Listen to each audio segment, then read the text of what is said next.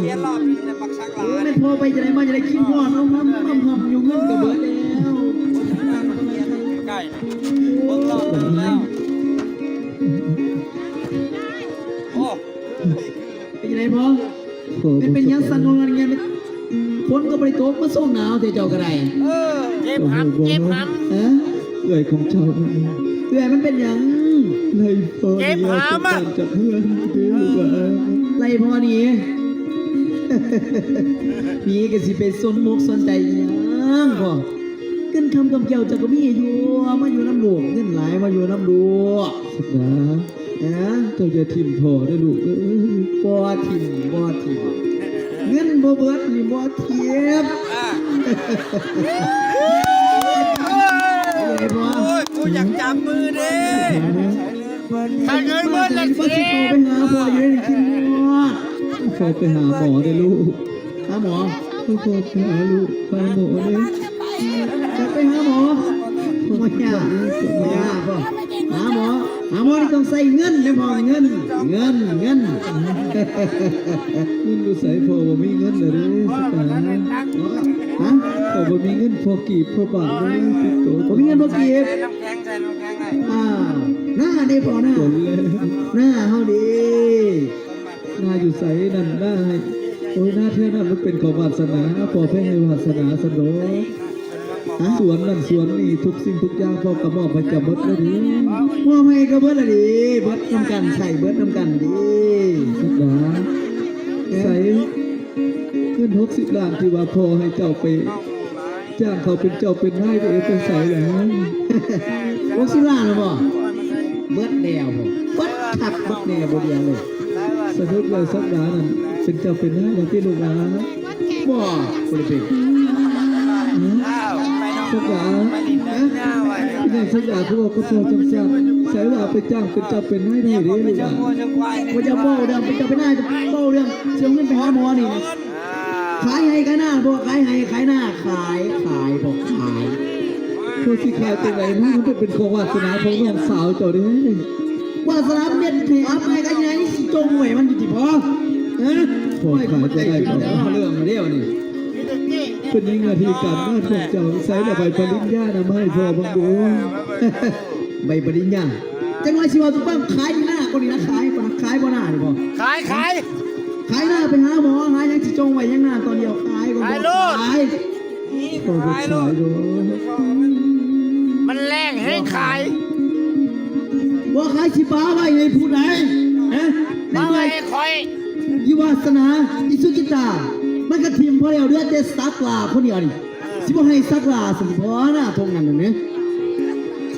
ต้องสายเจ้าบ่ได้ยังเพราะอันพยามเลยบ่ได้ว่าอะไรมันเกณฑ์ให้อัพไอ้ขายขี้หน้าเดี๋ยวมันเลือกผัวมันเห็นผัวมันดีกว่าเจ้าว่าต้องเข้าใจที่พอขายพอสักลานี่เห็นแก่พอเลยสิขายหน้านี่มาปัวเอาเจ้าได้บ่ได้เจ้าสิลงสิขายโลดฮะหรือว่าจะให้กับบ่ขายดิมึงอย่าวางแผนสิถามอีกคำหนึ่งสีขายหรือบ่ขายเจ้าน่ะนะเขาบ่ขายแล้วเขาบ่ชื่อขายหรือบ่ขายเขาบ่ขายมึงจะขายหรือบ่ขายโอ้ย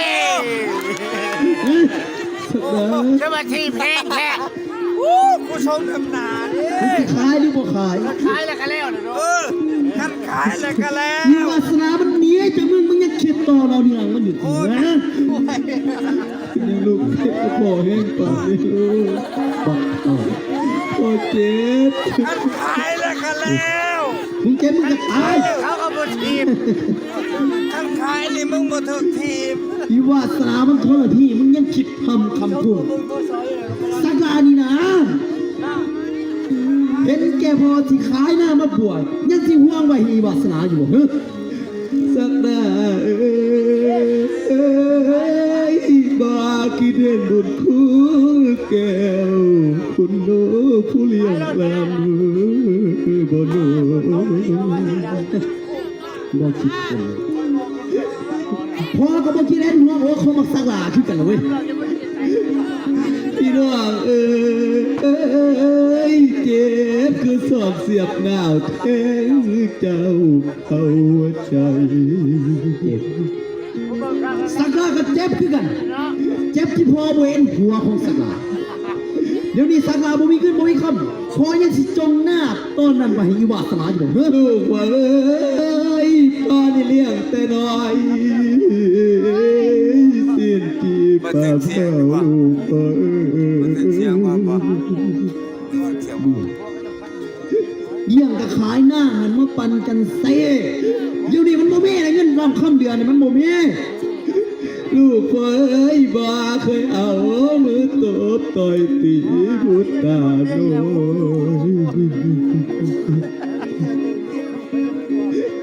มาเหลือใจดอกทั้งคอยบุญมาเอ้ยน้ำตาลังน้ำตาลัง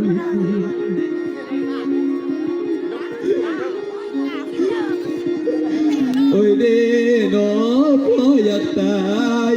ให้มันหายใจหนอสวงอายคิดถึงแก้วก็บ่ฟัง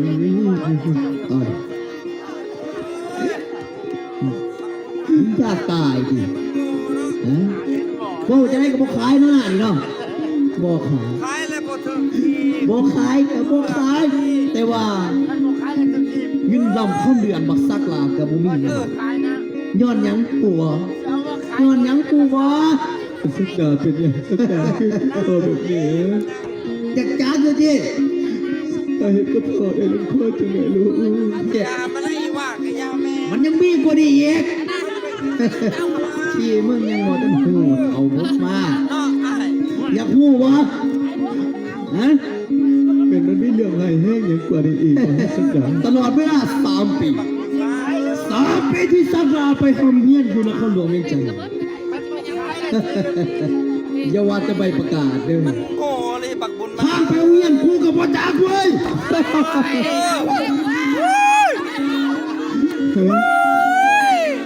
โอ้ย ที่พ่อส่งเงินให้เจ้าทำเจ้าเฮียนไปใน3 ปีนี้เจ้าบ่ได้เอาไปทำไปเฮียนเลยสติ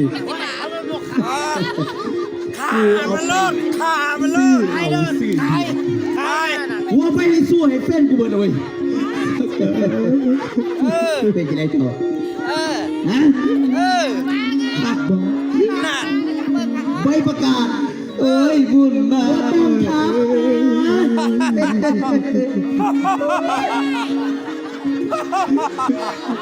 โอ้ยขา บุญมาเอ้ยขออย่าห่วงขึ้นฟ้า ถ้าขึ้นได้ขึ้นรถไปเรื่องฟ้าไปอินทาเป็นเจ้าที่พญาให้แก่บุญมาโล โอ้ยเอาเงินซื้อเบียร์บ่มี ว่าลูกโตพ่อหลับเพบิดาแก้วบ่มีหยังนอเหลือเสียง โอ้ยขึ้นมาทางที่ทีไม่ใช่เดี๋ยวมันจะต้องหันเราอ่ะเราไปที่ทาง พ่อแม่เอ้ยเจ็บกายพอทนได้เจ็บหัวใจเอ้ยจังบ่อยู่เจ็บใจสักลาก็เจ็บใจคือกัน บุญมา เจ็บใจที่พ่อนี่ฮักวาสนาอะไรกว่าสั เจ้าก ลา ทีบลงมาไม่ใช่บัตรโอ้ย บุญมาเอ้ยหายน้ำตาดูกอดเจ้าบุญตาคอยเจ้าตาตามือแข็ เจ้าง ทีบลงไม่ใช่เด้อมันเด้อมันจะติดต้องหันบ่แมน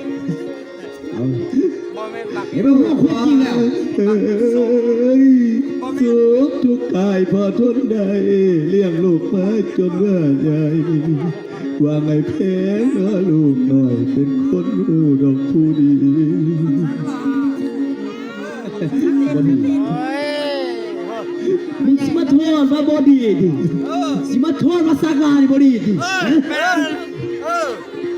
ทีบลง สักลาเป็นจังซี่ย้อนผม ย้อนพอ ย้อนพ่อใจดีเว้ย คักบ่มีเงิน นี่ แล้วเอาพวกมา ย้อนพอ ไอ้เมื่อมึงบ่มีเงินมีคำก็อยู่น้ำกันบ่ไหลแล้วพวกมาแล้วไป มึงจะไปรอขอทานอะไรมึงก็ไป เอ้า มึงสิอยู่นั่นกูไล่ตัวมึง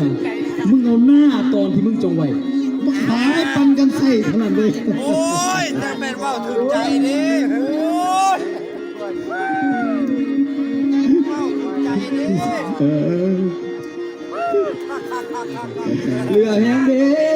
เหลือแห้งหักลูกหน่อย แต่ปาตีนเท่าหอยก็คำเกยพอบอกว่าจอกพี่พี่น้องเอ้ยลูกชายตัวลูกชายก็คือบ้าเบิ่งบ่ฟัง โอ้ยตอนเดียวมึงขายเลยกินเบียร์ดิอยู่ให้ ลูกสาวแลนี้นะผู้บ่าวยังห่วงยังอะไรเอาบ่ เอาเลยยกเข้าไป สงเต็มตักลาคนนี้นะเป็นห่วงเป็นใยสิใครให้กันนะว่าปีมา ให้ ถู เรา ก คิดก่อน ยังบ่ยอมครับยังบ่คันว่าอีวาสนาดีก็ไปอยู่นำอีวาสนาพุ่นบ่ต้องมาอยู่นำสักลา แม่นเลยว่าคอยยกชักก่อนเฮาจังซี่โลดบักชักลาเลยโอ้ยคอยบ่เอาดอกเงินยกจัง สักลาเจ้าน่าแสดงเนี่ยว่ะเป็นอย่างสักลาคือเป็นคนโหดร้ายเป็น โอ้ยยกสองเขาก็อยากกันได้นี่นะเฮ้ยอย่าโชคโหดร้ายจริง มึงบัดวาสนาแหละ เกิ บุ ด ญ มา มา ไงมา มึงโมกช ตั นะ กลาบ่เคยได้รับคำสั่งสอนเลยนอกจากได้รับเงินในเมื่อบ่มีเงินบักสักลาคนนี้ก็อยู่บ่ได้คือกันเว้ยสิบ่อีกคนเดียว เฮียลีเฮียลีเลียหี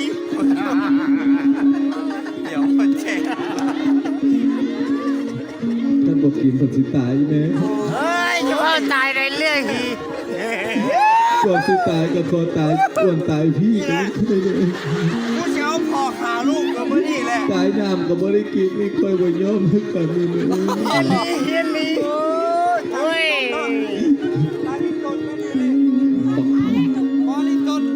มึงบอกจะเคลื่อนจากสั้นกูไปหากมึงยังเห็นใบวาสนาดีๆกู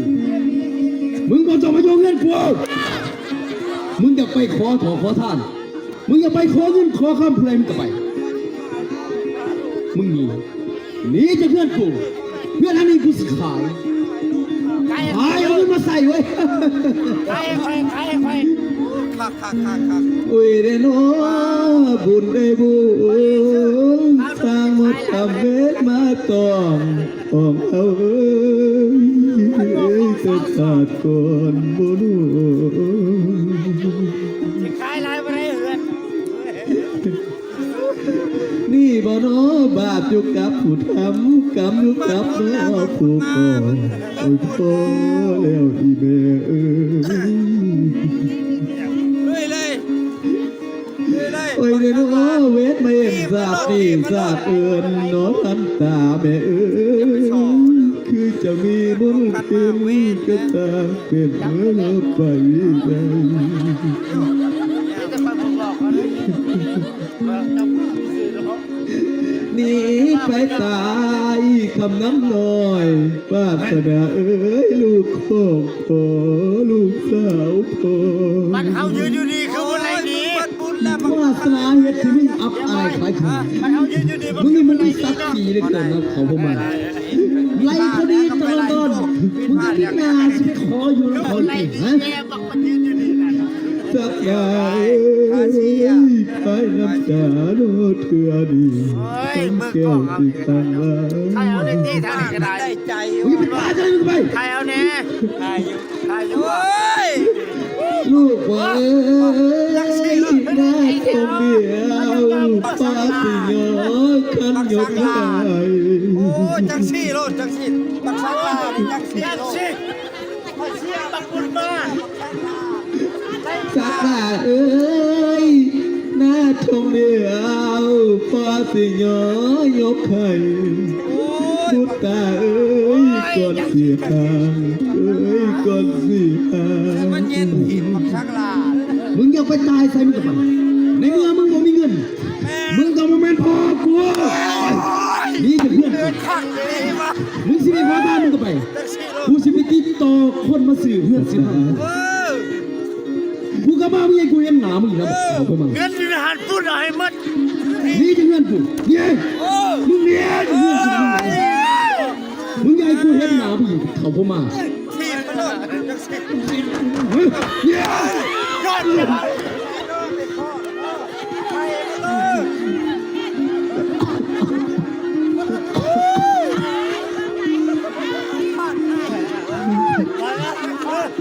สัต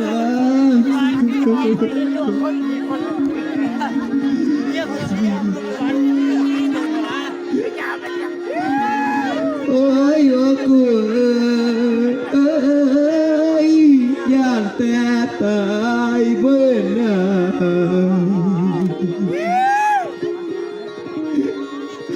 ย่านแต่ตายเบิ่นน่ะวาสนาลูกของพ่อ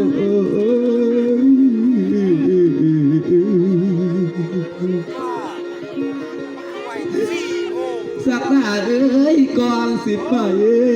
พอขอเส้นน้อยไว้ดอกเพื่อนลอยพอบ่เอา เนี่ยรับแล้ว หน้าทงเดียวพอสิเส้นมอบให้ทั้งสักหน้าก่อนไก่ห่างเอ้ยคนไก่ฟ้า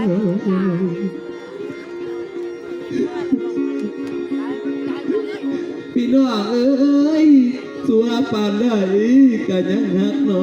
ลูกน้อยโอ้ยใจคอยแม่นบ่ลืม เอาอย่างเดียว ลูกสัวหลายผู้เป็นพ่อบังเกิดเก่าบ่เคยโกรธอโหสิถึงสิมีความผิดแม่นบ่สังดอกพ่อน้อยลูกพ่อเอ้ยพ่อที่เส้นมอบเพื่อนให้กระทั่งแหน่นอทุ่งบองเอ้ยลูกพ่อเอ้ย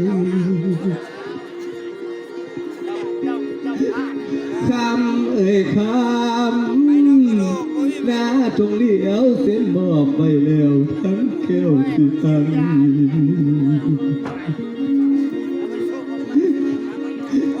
ลาก่อนเด้อแก้วที่เคยอยู่น้ออาศัยขอลาไปก่อนเด้อที่ห่างเฮือนวังเกี่ยว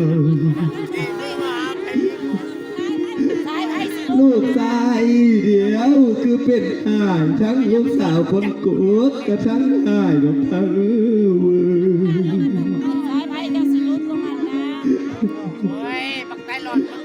อีแม่เอ้ยอีไปตายขันดาบหน้าแล้วกำนั้นก็สร้างมา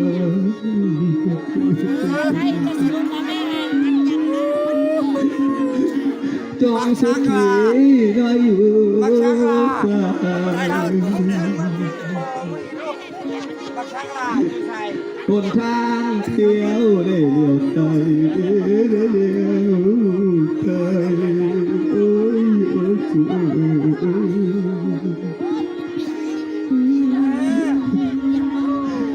บุญไอ้บุญมีพอนี่เวทีหน้าจึงคอยเห็นดอกแม่เอ้ยโอ้ย กลับไปทีนี่นะโอ้ยกำลังได้เหนื่อยแม่เต้าบอยไอ้เร็วช่องหากับใต้หลอดอยู่จ้ะบ่ช่องหาบักไอ้กับใต้หลอด